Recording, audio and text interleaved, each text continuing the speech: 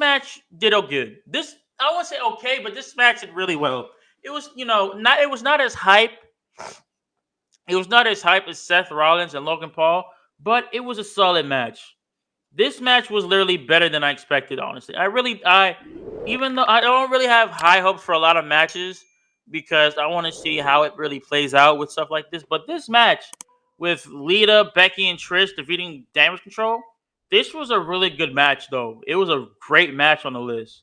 Like, and I mean, like, come on now, this was a great match. I mean, great match. People say that this match sucked because all the women are old as hell and everything like that. But like, bro, you can't talk shit because of them, bro. They're older women, bro. They're Hall of Famers, bro. Their body's not gonna move as fast as Bailey or Becky or Io Sky or Dakota Kai. They're not as how they used to be. Yeah, they're fit as hell. They got muscle for days. They can still run in the ring as fast. But some of their bones in their body is not as good what they used to be, man. You got to think about that when you're thinking about matches like this, man. The match was, you know, that match was fire though, in my opinion. That match was hella good. I mean, Lita is a little bit too slow when it comes to a little bit of stuff, but it was still a fire match though.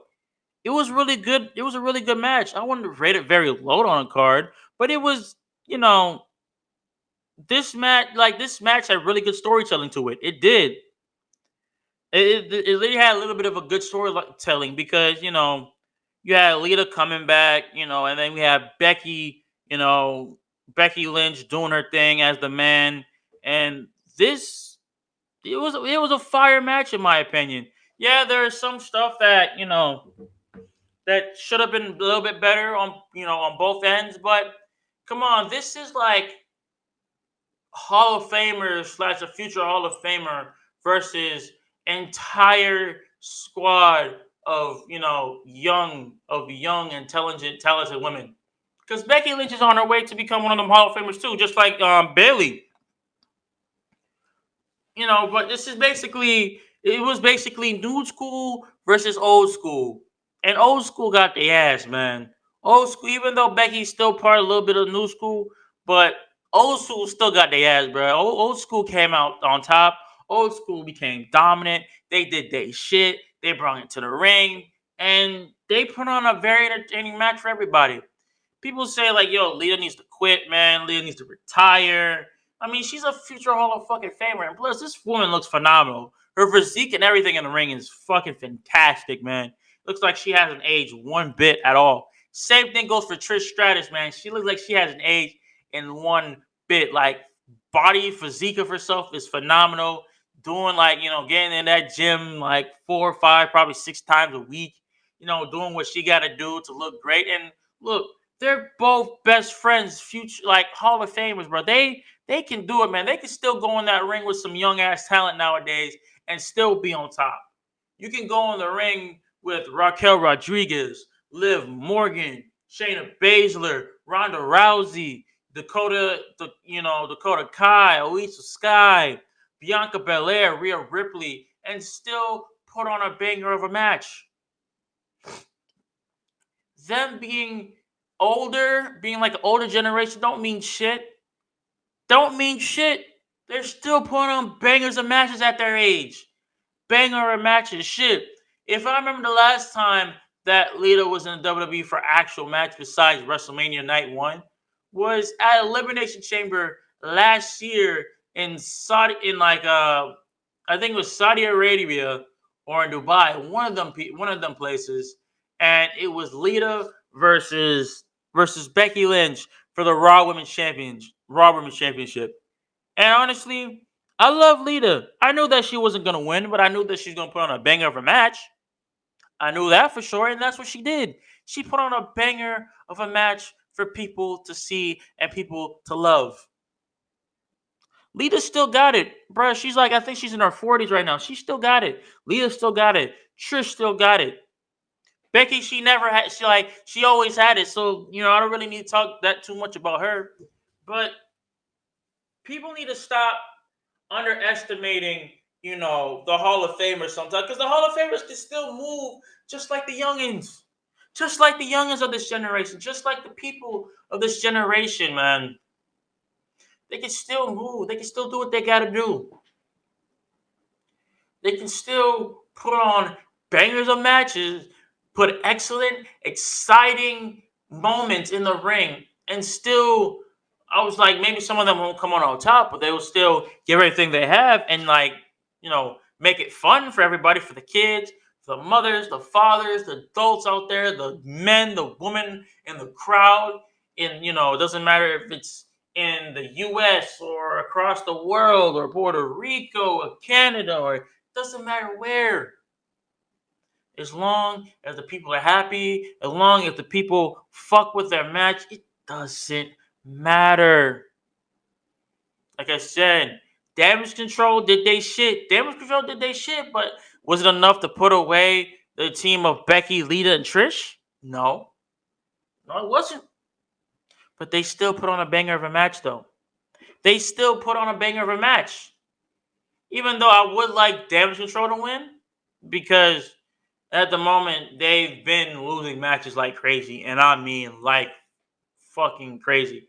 And they're heels, goddammit, they're heels, and they keep losing match after match after match after match. I don't know what they're gonna do if they're gonna have them keep losing matches on matches on matches to just have something snap in them to be like, bruh, and then they start whooping every opponent's ass. I don't know if that's what they're planning on doing. I really don't. But every match that they have been in, they've lost so much time. Same thing with Bayley. Ever since Bayley came back, she lost twice to Bianca Belair, twice to Bianca Belair, one in the ladder match, and one in like anything falls count anywhere type match. And then on top of that, she and then after that, Damage Control was on top for the tag team division twice. They're both 2-time tag team champ, like Io Sky and Dakota Kai is 2-time women's tag team champions. So they did something better than Bayley, but not enough to keep the titles and be like, yo, we're the dominant, faction of the women's roster right now for the tag team division. Then basically all I need is like a world championship from either you know at the time, well, Bianca or Ronda before it switched to Charlotte and before it switched to Rhea.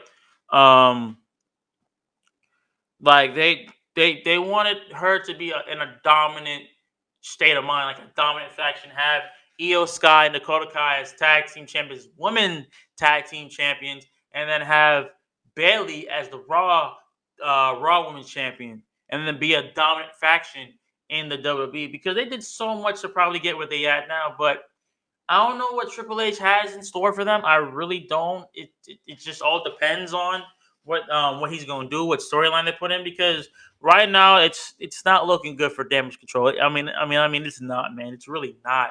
Like they're literally losing match after match after match after match after match after match, and I don't know how long this game is going to keep up for that entire faction. And I know you can't break them up, even though they're booed by everybody. They're hated by everybody, which is great.